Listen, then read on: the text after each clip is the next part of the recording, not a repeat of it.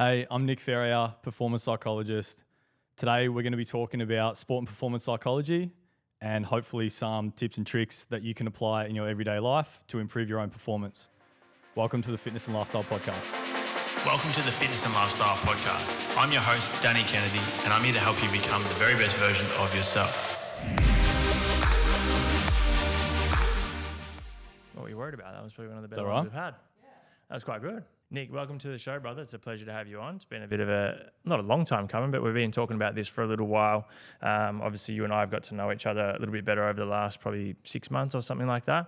And, you know, you're doing some great work, and I'm keen to get your experience on the show today to share some of the things that, you know, the listeners of the show that are either athletes, whether it's amateur or professional, but also just everyday people who can apply some of the methods that you're using in the world of sports psychology to their everyday life. So welcome to the show, man. No, thanks for having me on. I appreciate it. I'm glad we get here finally, what it feels like.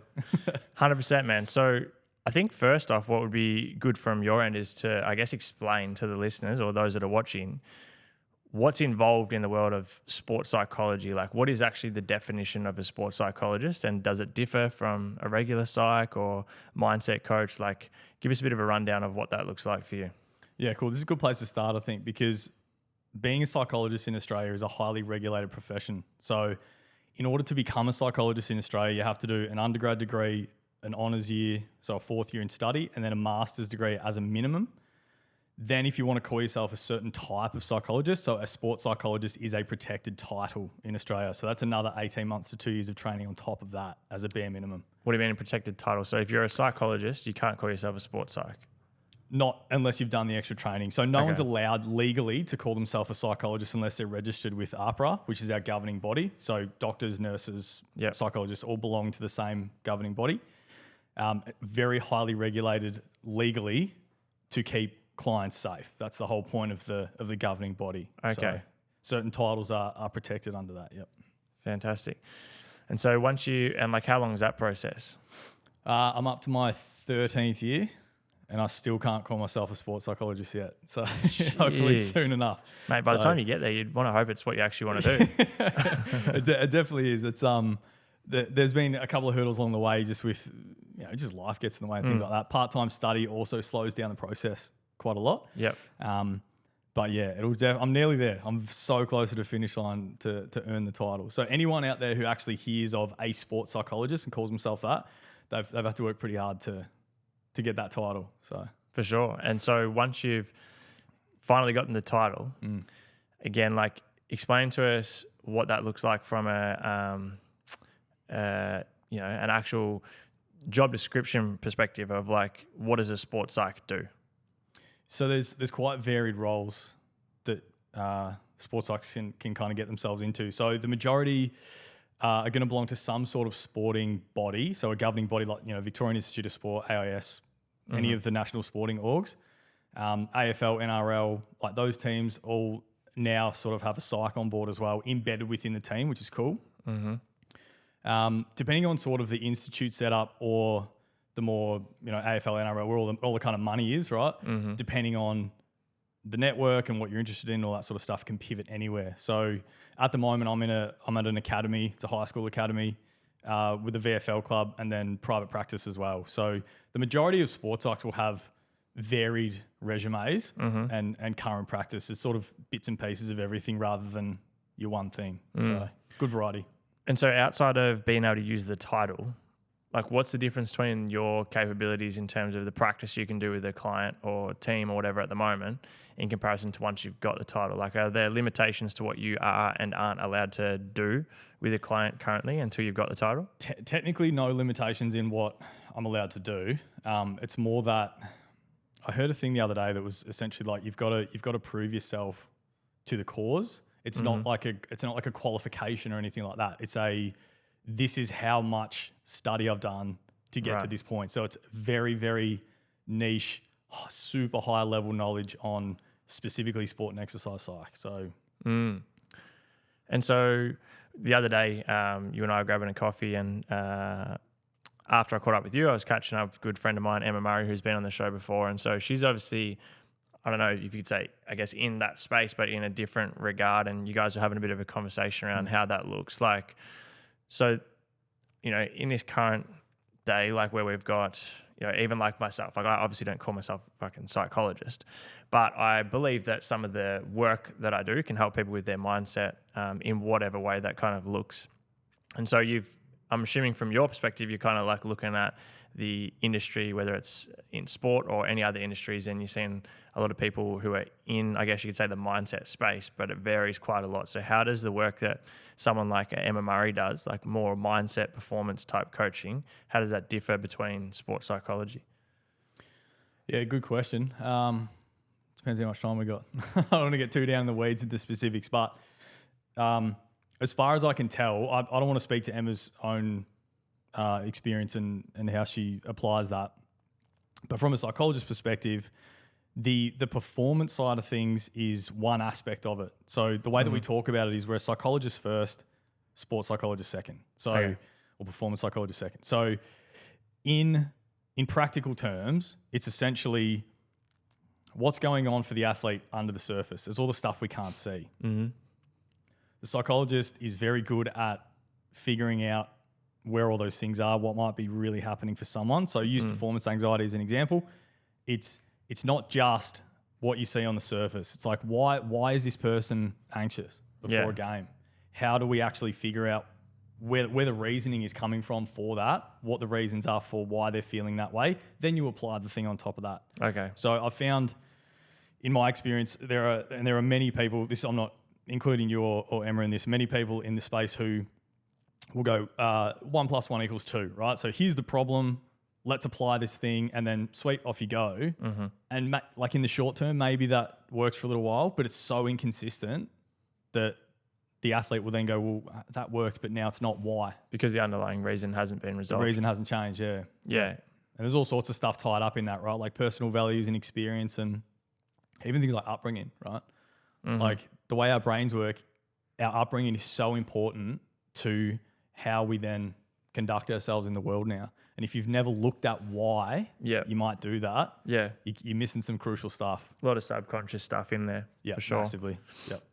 So I know you grew up a competitive swimmer, and so what led you to that decision to, I guess, leave the swimming in the first place, but then also to pursue sports psych, knowing how much work and time goes into getting that title? Like, what was the origin of that story? Like, how did you come to that decision? Yeah, so the swimming thing was I tore my labrum in my right shoulder. So I was a 50 freestyler. At this point, I was top 10 open in Australia. So hoping for that Olympic dream. Turns out it's really hard. I've heard that, yeah. But tore my labrum in my right shoulder. So rehab, like it was about a year of rehab, then surgery, shoulder reconstruction, and then another almost a year of trying to get back in. But obviously, if they tighten the ball and socket joint, which they did with me, my flexibility and my range isn't there anymore. So my stroke was different. So the whole thing just felt, I was like, all right, this is it. I'm kind of out of this now. It was at that time I myself spoke to a sports psychologist, very experienced, now one of my mentors, who essentially guided me through that process. What do I want to do here? How do I deal with injury and coming back to the sport? Do I even want to be in the sport anymore? All that sort of stuff. Mentioned that psychology was possibly something that I had a good demeanor for. And I thought, oh, well, that's nice. Let's investigate it. I didn't actually finish high school. So that was a bit of a hurdle even getting in, because it was the first question they ask on the uni application is, what was your ATAR? It's like, 0.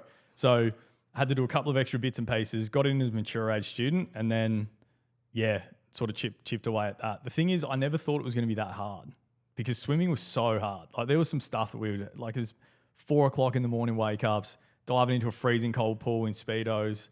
Like spewing on the pool deck because you're working so hard. It was just like, this is uni, man. This is easy. It's no worries. So, but unfortunately, the 6 years that I thought it was going to take has now turned into 13. So I didn't predict that one.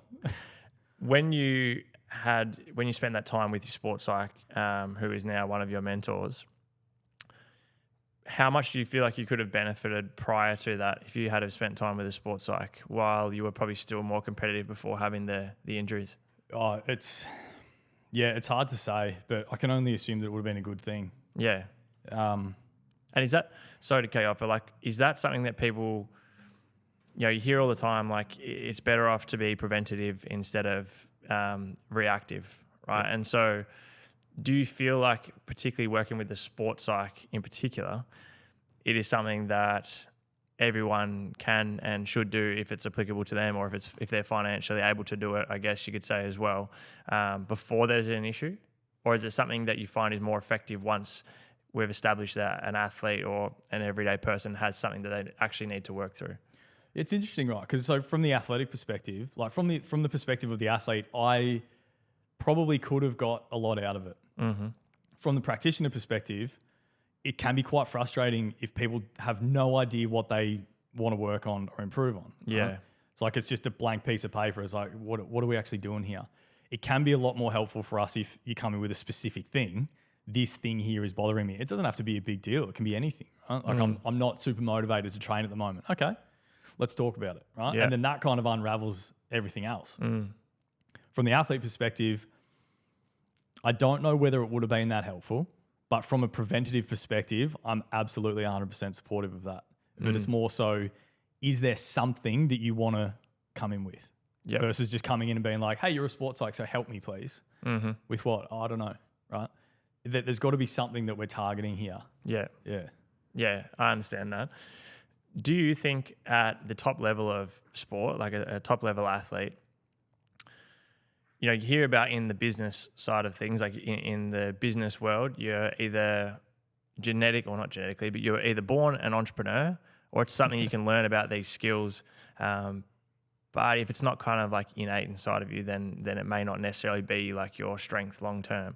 And so when you look at a top level athlete, right, who skills wise is at the top 0.1% of their sport or whatever it may be, but has these limitations psychologically, is it something that can be, like through doing work with someone like yourself, a sports psych, is it something that can be resolved completely to the point where they're able to reach their full potential? Or do you find when you look at someone like and obviously we don't know whether they had struggles psychologically, but you look at someone like an MJ, Tiger Woods, or whoever you want to look at, who looks like it's just part of their DNA, like that the psychology part of thing is their strength.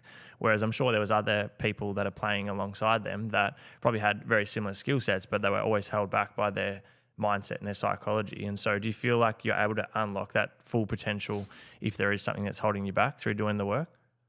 Yeah, yes and no. I think it's more so the older the athlete gets, the more experience the athlete gets, the more important that the psychological side of things comes into play. So at the lower levels, it's, the physical and technical, there's always room for improvement there. Yeah. But at the pinnacle of anything, physical and technical, they tend to be fairly similar, right? Yeah. Like you can only get so fit, you can only get so good technically, but then it massively becomes about the psychological side. Mm-hmm. So, and without knowing those athletes when they were at their prime, I would say psychology would have been a huge part of their success. And it does seem to be ingrained in some people where it's like this thing that's just, like you said, it's innate. It's just part of them. It's just who they are. They were probably like that when they were 14, 15 years old. Right? Yeah. So it's kind of hard to say whether the impact that we can have can shift someone significantly like that. Mm-hmm. I thought it's more like a tweak. Yeah. So I've definitely had athletes that have that sort of, it's just in them. Yeah. And straight away, just talking to them is like, there's just nothing that's going to get in their way. Nothing's going to stop them. There's just this relentless pursuit to whatever they want to achieve. Mm-hmm. And you just think, all right, let's see how we go here. And then other ones want that. Yeah. And they want so badly to have that, and you can't teach it. Do you ever look at certain athletes in certain sports? Or, obviously you're, working to become a sports psychologist, but I'm assuming like a lot of the principles and the foundations and stuff could be applied to people outside of sport as well, obviously, right? I'm assuming. So do you ever look at certain people at the top of their profession that are struggling mentally and go, I wonder what would happen if I applied this or this with them?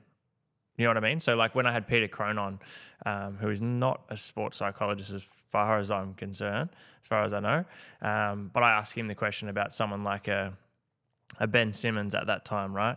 This is before a lot of his injuries, and it was just after the playoff series where he was like, it almost looked like he was kind of scared to shoot the ball or go to the ring because he was so worried about his free throw shooting, right? And so he had that period of time where it was like this massive mental block, goes from being all-star to barely even wanting the ball and the coach barely even playing him in the important minutes of the game. Do you look at someone like that and go, if I applied this, this, and this, I feel like I could help them? Or is it very individual? Like you really need to actually understand what the underlying reason is before you can even look at what you're going to apply? Yeah, you could apply a theory to that. And there's a bunch of different theories that are sort of backed by evidence and research in the psych space. I think the thing is, like I'm thinking of the question as you're asking me about this. I'm actually thinking, why would a psych want to jump in and help? You know, like, oh, I could apply this thing. For me, that's more like an ego thing. Yeah, right. Of like, let me help you, right? Yeah. Which, you know, is fine. Like everyone's got an ego, right? But in our space where, especially through our training, we're taught to dim that right down, like really dull that, get super curious about everything. So the first thing I want to know is, what was Ben Simmons like? Inside and out, all deepest, darkest stuff. Yeah. To understand exactly how the mind worked, right? Because until I know that, I don't really want to apply anything based on this much information. Just stab in the dark. Right? Yeah. And that was part of the process of going through this. And that was a bit of the separation of, you're a psychologist now versus anyone else, is you have that understanding of how deep things do go. And then there's that ultimate curiosity, which to your own credit, you're bloody good at. So like I'd dial it up even more.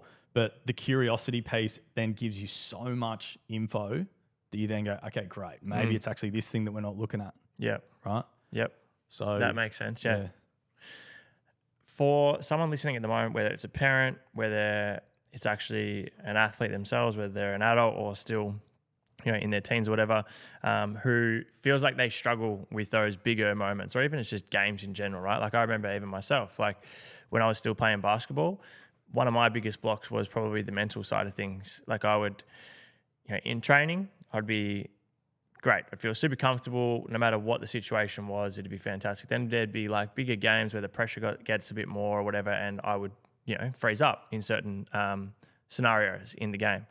And so for someone who's listening at the moment who either, again, has a kid that struggles with that on game day, or the person himself is struggling, is there kind of broad advice that you can give in terms of strategies, techniques, whatever, that people can use prior to games to be able to remove, I guess, that pressure or allow themselves to be in more of that flow state like they would be in practice? Yeah. Interesting you said flow. So flow, we tend to try to force flow and flow state. Yep. In my experience, trying to force it doesn't work too well. Yeah. There are things you can do to influence it, but it just kind of happens. It's a little bit like, you mentioned potential before as well. It's a little bit like potential, right? No one really knows what their potential was until afterwards. I find like what is potential? Where's the ceiling on potential? Everyone has all sorts of potential, but no one really knows where the ceiling is. Yeah. Until you perhaps move on and do another thing, and then you're like, well, that's probably where that was my potential, right? Yeah. Regarding the sort of the approach in, our brains will respond to something we think is threatening. So a competitive situation where there's lots of pressure, especially if they're at the pinnacle of that space. Like imagine training for the Olympics. You get one shot. Yeah. That's it. Your whole life, one shot. And like my race was 22 seconds long. Yeah. It's 20 seconds for 10 years of work. Yeah. There's so much pressure that your brain will interpret that as a threat. So what comes with that is all the normal things that happen when you feel like you're in danger. Fight or flight all the threat response. Signals. Fight or flight response, sympathetic nervous system kicks off, and then the shakes start and the sweating and the heart rate and all the rest. Awareness is a massive piece of this to start with, because if an athlete isn't actually fully aware of what happens to them before that, they go in and their head's a mess. You then start making bad decisions. Your concentration's not there. You're emotionally reactive. Yep. Right? You're just decking people and giving away free kicks and whatever else, right? There's a huge part of awareness. That's the first bit. Because then we go, okay, now you're aware. What are the signs? What happens for you? Oh, my heart rate, and then I sweat and shake and do it. Okay, cool. Now that we are aware of that, we've got to do, especially breath control stuff is massive. I'm so glad that there are more people talking about this breath stuff because it's kind of, it's boring in the sense of, oh, it's just breathing, right? Like, where's the fancy stuff? Give me the sexy stuff, right? Breathing is going to be the most effective thing. Yeah. So accessible for absolutely everyone. Accessible for everyone. If you have an emotional brain, if you're in we call it impulsive brain, your sympathetic nervous system's kicked up, which means that your breathing is likely to be short and sharp and quite shallow, right? So the short, sharp breathing will spin everything up. So what do we do? We want to flip it the other way. So you got to slow it down. So breathing's going to be number one. So we go, awareness, this is how I feel. What do? I employ some breathing. And it might be as simple as, like I tell people, double the length of the exhale compared with the inhale. So that's just a nice, simple one there, right? 3 seconds in, 6 seconds out. Yep. Because the way that your brain works, it does something called downregulate as you exhale. So, you know, like I get people to do this all the time, is like check your pulse and take a long, big breath in, nice and sharp, and you'll feel this, it'll speed up, right? That's the sympathetic nervous system. When you breathe out, it'll slow down. Yeah. So that's the downregulation. So that's what we want to then be able to think more clearly and perform in those pressure situations. Yeah, for sure. That's interesting. And so the part about the awareness that you just said before, right? And so we become aware of how we, not only like the, I guess you could say the symptoms or the physiological responses that we're getting when we're in like that fight or flight state, but is there also like starting to understand the awareness of like how we then respond once we're in that state? Does that make sense? Yeah. So for a lot of people, it'll be, it's almost seductive in a way when you're in that space, because it, like, I don't know about, like, you think about back to your competitive days, there's like this, there's a feeling of like power or something that comes with that extra energy that comes with it. A lot of the time we don't want to get out of that. Yeah. Like, because we feel good. We're like, I'm more energized, I'm more aggressive going in. And then, of course, when the decision making's blurred, we think like, this is it. I'm in here. Let's do it. And then things start going wrong. Yeah. And then that emotional brain also goes, oh, that's not my fault. That was so-and-so over there. And, oh, the umps were no good. And and it's like, so everything just becomes so skewed. So if you know that that's how you're going to respond, it's very important to talk about. Yeah. Because it's not really helpful, right? Well, is it even worth, I mean, being able to try to simulate? So, you know, you see, even what was I watching the other day, just a clip of McGregor in some sparring at the moment. He's obviously got his fight with Chandler coming up in June. And I don't know where it was, but he was inside the octagon, which is obviously very fucking hard to replicate, being in front of a sold out crowd with everyone in the world watching. But around the octagon, he's got like the wallpaper. It looks like he's in the actual arena. So is there benefit to being able to simulate match-like scenarios where you're putting yourself under that pressure intentionally to be able to improve the way that you actually respond when you are in that fight or flight? It's obviously hard to replicate, but if you're really struggling, if you've got an athlete who actually just really struggles even with the breath work to get themselves out of it, is there benefit to then just getting fucking good at being able to perform when you're in it? You can try to. I'll tell you what, if you figure out the recipe for that, you'll be bloody billionaire. Because the coaches have been trying to figure this out forever. We can't replicate the competitive scenario to the same extent. It'd be unreal if we could. There is simulation training that we can do. So, like, for example, like, there'll be sounds of the MCG on grand final day. Yeah. Chuck headphones on an athlete running through goal kicking and stuff. A bit of a visualization imagery thing with that 100,000 people screaming in their ears as well. Yeah. Right. So, like, there's different things you can do in that sense, but it's just not quite the same thing. Yeah. So there's that shifting of focus from the self of, because you can overdo it, right? So now I'm consciously aware of all of the things that I'm feeling in my body and my breathing, and now I'm thinking too much about me and that versus what I'm supposed to be doing. So the task focus instead. So it is a bit of a fine line, balancing right? Yeah. But yeah, as for replicating the competitive side, if we could do it, it would be really helpful. But it's bloody hard to do. For all the, I guess, how do I say this? For all the sciencey nerds, no, that's not it. people like myself who are actually intrigued about enthusiasts. Enthusiasts. That would have been a lot more normal thing to say. For the enthusiasts that actually are interested in this type of stuff, what's actually like physiologically going on in the brain with like the brain chemistry and the response or the activity in the brain when an athlete or anyone is under pressure, right? Because when I say athlete, obviously we're talking about sports psych, but I mean, I'm assuming this would apply to when you're under pressure at your job or, you know, just general day-to-day stresses as well.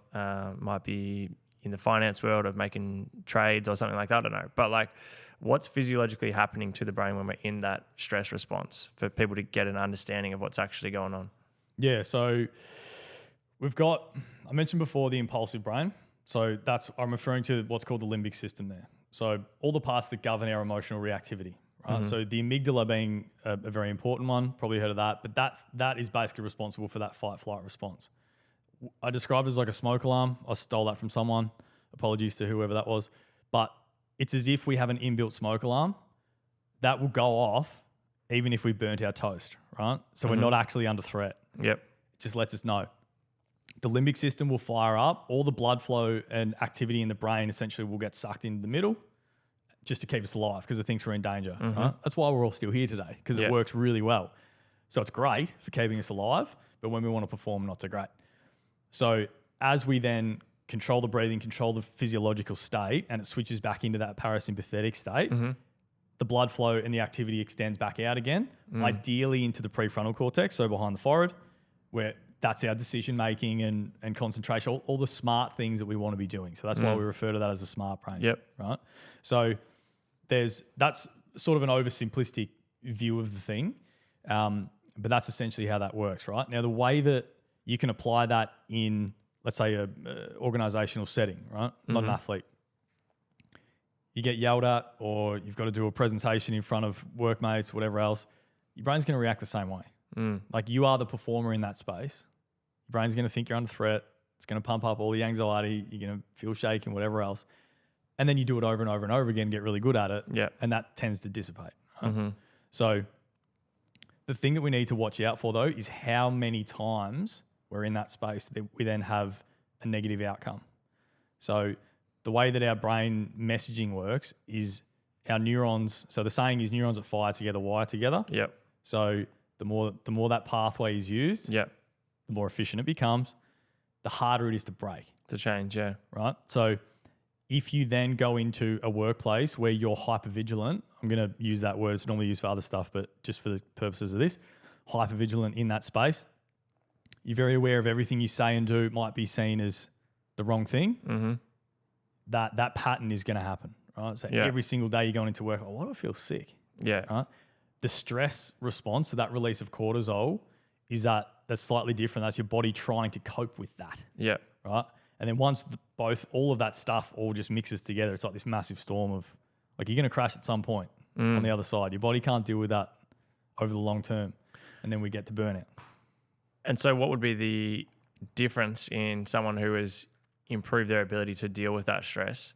Like how much differs between like a high pressure situation with someone who doesn't have the tools and maybe doesn't have the ability to control it in comparison to someone who does? Because I'm assuming there's still similarities, because if we're in a high pressure situation, physiologically we're still going to feel that response to some extent.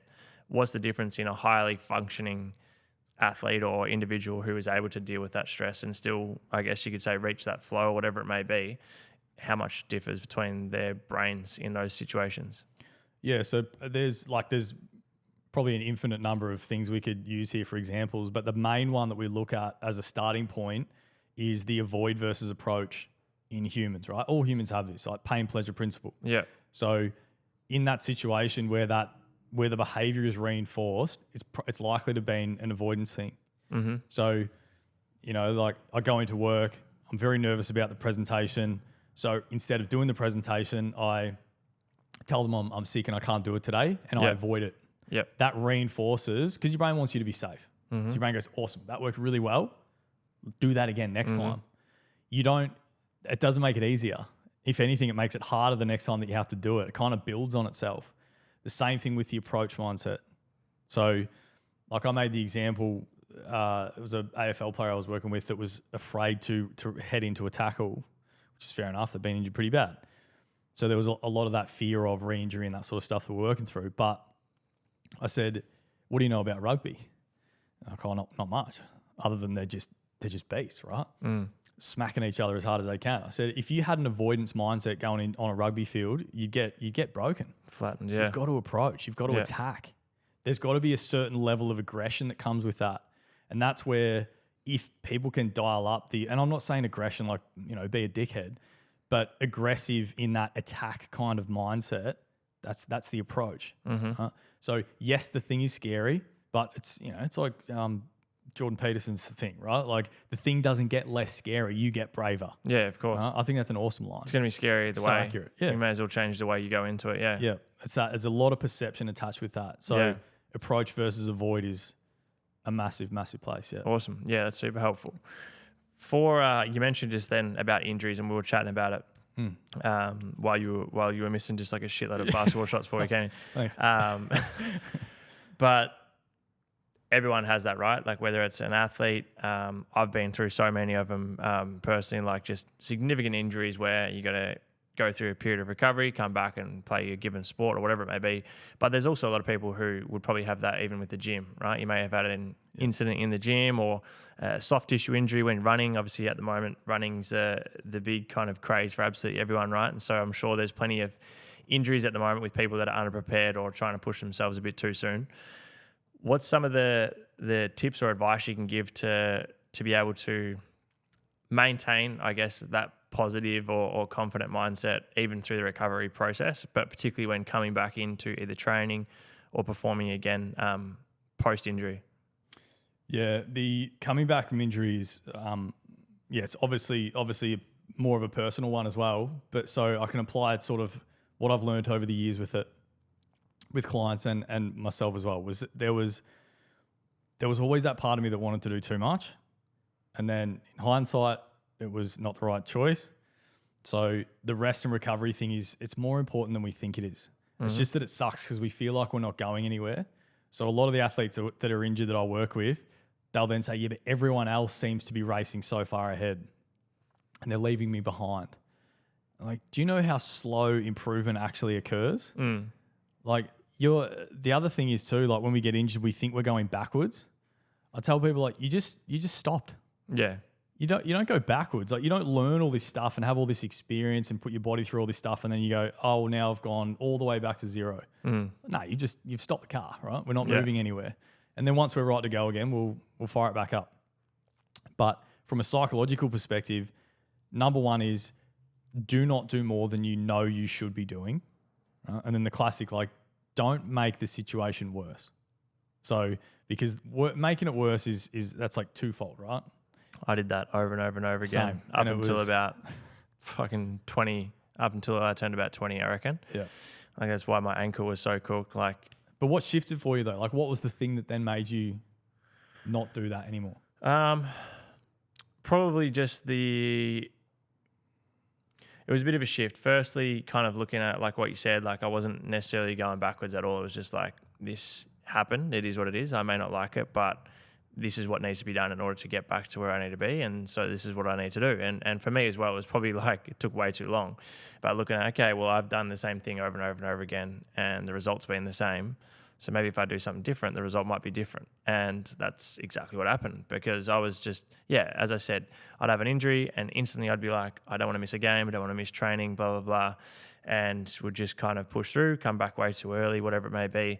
And then before you know it, you're either back to where you were or less. And in my case, it was further back, not in terms of the skill stuff like we've just spoken about, but in terms of physically. Like it just got to the point where this injury, which should have and could have healed properly if I had have let it, now is to the point where it's like you need a reconstruction or whatever it may be. And so it's like you come back a week or 2 weeks early, which then leads to having, for me, 8 to 10 months off 6 months down the track instead of just taking an extra 2 weeks or whatever it would have been in order to come back and ideally not be having 8 to 10 months off from a reconstruction. It's like, I call it like the Lion King, where he's talking to Simba up on the rock and he's the dark area. He's like, we don't go there. Right? I feel like as athletes, especially when you're injured, they flirt with that darkness a bit, where it's like, let's wander into the darkness and see what's there. Just don't. Yeah. Right? The safer option is just to do what you know is smart at that point. Use your wise mind. Yeah. To look after yourself as best you can. But I'm also not stopping anyone from doing that, because I find, especially with the young male athletes, not even that young male athletes, we need to find where the boundary is. So fuck around and find out. A little bit. But if we overstep it a little bit, it's all right. Yeah. Yeah. Like, we can come back from that. If you're properly fucking around, you go way too far and then it's no good. Well, yeah, we've got some other things that we probably need to talk about, right? Yeah. But I don't mind that boundary testing with that. But know that there probably are going to be consequences on the other side. And yeah, we'll have to talk through it if that happens. Yeah. So, yeah. We mentioned earlier on about, whether it be individuals, athletes, whatever, who struggle with that pressure. Maybe they're putting the pressure on themselves, which I think is something that's quite common as well, is that we create the pressure to be bigger than what it actually is. But one of the most common things, I think, and this, again, applies for when I was playing competitive sport also, but I think it just applies to people in general on a daily basis, is negative self-talk. I know you're quite, confident and comfortable talking about this kind of topic in this space. So I'm keen to hear like what you've kind of found with the effects of negative self-talk, how people can start to, I guess, reprogram themselves to not be speaking so negatively towards themselves, and what that kind of looks like in terms of the outcome difference. Yeah.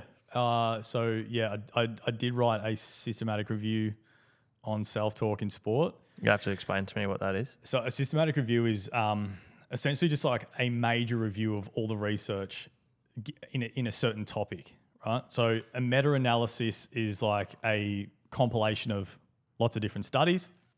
A systematic review, there's a couple of different ways that you can do it. I chose a narrative review, so it was more sort of explaining what was found rather than just pure stats and numbers.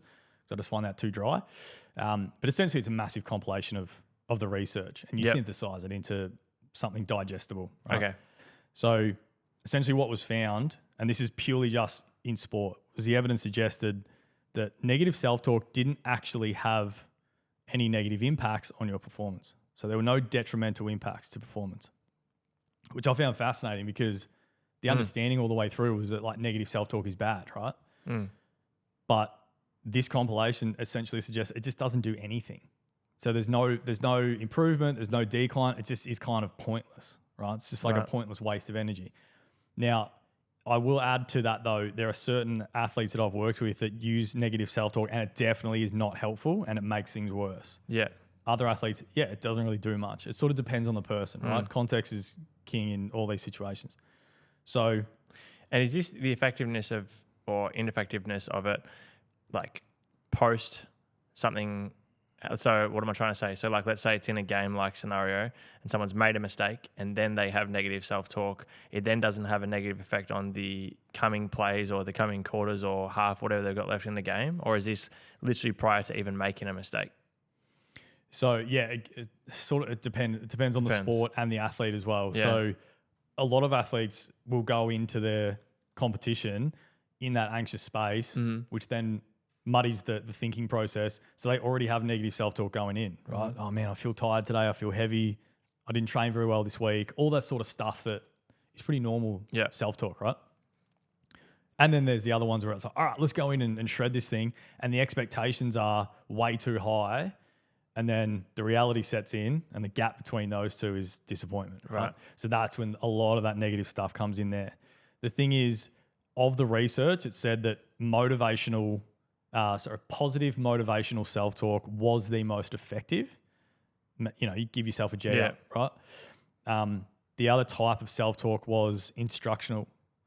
So, and then imagine that quadrant, right? So positive, negative, motivational, instructional, and then you can sort of cross them as well. So you can have negative instructional. Don't move your hand like that. That was fucking stupid. Right. Or negative motivational, right? You suck at this, just go home. And then there's the positive aspects of it as well. So like with golf, it might be like that shift your thumb. Yeah. Yep, that was awesome, right? So then you've just ticked two of those positive ones.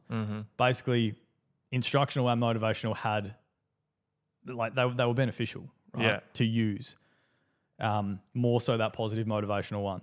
The thing I get people to do is if they don't really know what they're doing with their own self-talk, just as a start, just jot down how many statements you say to yourself are positive versus negative. So like golf is a perfect one because they're always carrying the book around with a little pencil, right? Yeah. So I was working with a bunch of golfers at the end of last year and I said, do you even know how often you talk to yourself in a negative way? Yeah. No, let's write it down. So every hole was sort of just jotting down every time a negative thought came through. I just have a look, see how many clubs I've got left. How many of them are still in one piece? It was seriously, it was like after 80% of the shots, something negative came through. This wasn't all of them, this was some of them. Yeah. Where it was like, how do you think your round's going to go? Yeah. If you compound that over a year, that's going to be ingrained, right? And then it's just a small shift. So it's just a change of the language. So depending on the person, it was like, are you comfortable to use a motivational statement or would you rather be more instructional? So that task focus. Yeah. So it's purely objective. And then it takes the self out of it as well. Yeah, right. So, and like I'm saying all this and it, hopefully it's landing okay, but this is part of where the psychology stuff gets confusing. It's hard to communicate what we do. Yeah. Like how do I say, you come to me and it's 100% confidential and we're going to dig right down into the weeds. Yeah. People are like, that sounds shit. I don't want to do that. Yeah. Just give me the answer. Right? Yeah. So it's also a hard thing to explain, right? And that's just kind of a surface level overview of how it will work. Yeah. Is there much research around the impact on the psychology of an athlete based off how they're communicated to or with? As in like, so let's say you've got an athlete who has had two coaches. One coach is just fucking mental and will rip them for a mistake, will be super highly intense, whereas the other one is a bit more empathetic and uses more of a softer approach in regards to trying to communicate with the athlete. Like, is there evidence to show that there's a difference between the two, or there's a preference to how that should be done? Because I mean, again, as well as there being athletes or parents of athletes listening to the show, I dare say there's a number of people who are in a coaching position also. So is there advice around how to communicate effectively for positive psychology? Yeah, there definitely is. So we look at team dynamics a lot and how the whole team is functioning, and that definitely includes the coaches. So number one, we look at resilience, right? Back in the day, it was break them, build them back up again. Then you're going to have a resilient person. It was like, no, you just can't have an obedient person, right? Because you've just told them what to do. Doesn't mean they're resilient. They're going to be hardened and calloused, but it's not necessarily resilience, right? Yep. Nowadays, we're finding that, and the research backs this up as well, is there's a term called enriched environments. I can't remember who coined it, so I'm going to get in trouble later, but that's all right. Enriched environments was essentially that supportive and what we call safe environments nowadays. I've got a problem with something. I come to you as the coach. I express that, and I know that you're not going to bite my head off because I've expressed it. Yep. Okay. If you're in an environment where there's unpredictability and you don't know what you're getting day to day, week to week, and you might get screamed at, or you might have a really overly supportive coach, that instability doesn't equal resilience. That's the complete opposite. Right. So we need stability as humans. We need consistency. So the enriched environment is that supportive, nurturing environment for, I just want you to do your best. I want you to be the best person you can be, and I'm going to do whatever I can to help support that. And yeah, of course, like if you need to be disciplined because you're doing something that's just ridiculous, well, that's fine, but there are ways to go about it. Yeah. It's that I'm going to say hypervigilance again, but imagine I have an upbringing where my home environment was rough, right? Everyone was fighting all the time, and it was really unstable. I then go into an environment where I've got unstable coaches or unstable teammates. My brain goes straight back to that. Yeah. It knows those patterns. It knows those behaviors. So as soon as something comes up that might reflect that, it's a trigger. I just go full overdrive. And then what happens to us, right? We're in that stress response for so long, cortisol levels through the roof. We're definitely not going to, and that's where it gets a bit murky, right? Because then someone comes in and goes, just do a breathing exercise. You'll be right. I was like, yeah, fine, but probably not, right? Because there's years and years of instability there. Yeah. So my brain's wired that way. That's the stuff where I'm like, okay, we're going to need to properly sit down and start looking in boxes we don't want to be looking in. Yeah, right? That's interesting. And so this is a bit of a probably a hard question to answer, but like, what is the process of starting to even peel back the layers? Like if you've got an athlete who maybe doesn't even know, like has no clue of what the underlying reason is it literally just getting to learn, like to know them better in terms of just as finding out as much as you possibly can about from childhood to now, like what's happened in their life? Yeah, pretty much. There's like all psychologists will have their own preferred approach for when they sit down with someone, right? And I'm sure you do too with your clients, right? Yeah. There's a rough sort of framework that you use. Yep. So, which is great for guiding the conversation. You'll find something. It's more of a feeling, right? You find an avenue and you almost like connect and you're like, okay, this is something we've got to keep digging at, pulling the thread. If that turns out to not be something worthwhile, it's a dead end, right? That's fine. We turn around, come back. At least we've got that bit of information. We know it's not going to go anywhere else. But what will happen is you'll investigate all these different roads and then you find out, actually, this one's linked to this one and that one's linked to that one. Yeah. And that's why this is happening. So there's a bunch of stuff that you just can't know. That's why that curiosity piece is massive. Yeah. Because until you really properly get to know someone, we can all just make assumptions about stuff, which is what we do as humans. Like, it's normal, right? Yeah. But that really deep level of understanding and trying to understand the other person then helps so much with, okay, well, this is probably going to work. Let's try it. But you run everything as an experiment, right? Yeah, but I think that applies for fucking everything, right? Is remove assumptions and improve communication. What's something in the industry that pisses you off that you look at, or maybe it's like a trend or something like at the moment where you look at it and you're kind of just going like, yeah, what the fuck's this? Probably the social media stuff is pretty rough to try to tackle. Some of the like a 30-second clip somewhere with like, do this random thing. There's no evidence to support it whatsoever. It can be dangerous for people. There's all the other ones I see doing the rounds at the moment too, like my therapist said, and then there's like a supposed quote from some sort of therapist. Half of them I look at, I'm like, I hope your therapist didn't say that, right? Because that's not ideal. So there's a bunch of problematic trends that I'm seeing with that sort of shortness of the short form attention grabbing content. Yeah. Give me the new hot thing to do and try, and then I'll move on to the next thing. And it's like you always just come back to the basics. It's like, it's way deeper, takes way longer. Things like improvement. It's like being in the gym, right? You have clients come in, I want to have this % body fat and this muscle and and I want it in 6 weeks. Yeah. And you're like, it's just not going to happen, right? Yeah. Like, give me 6 years and we'll get you there. Absolutely. You'll be fully set, right? Yeah. Similar thing in psych is like, you come to the psych 3 times, it's probably not going to have a huge impact. Yeah. It takes time and practice and reinforcement and that curiosity that's then going to actually help the thing. So for anyone listening that's watching the TikTok thing, maybe just try that. Do it at your own risk. Right? I'm not telling people what to do, but do it at your own risk because a lot of the time it's just garbage. Yeah. Awesome. And mate, so what's the next, like what's next steps for you? Like how much longer have you got to go until you can say that you're a sports psychologist? What's next for you? What's in the pipeline? So pipeline for me, so we'll continue the rest of the VFL season. Hopefully have a good result at the back end of that. Private practice stuff, we'll keep building on that.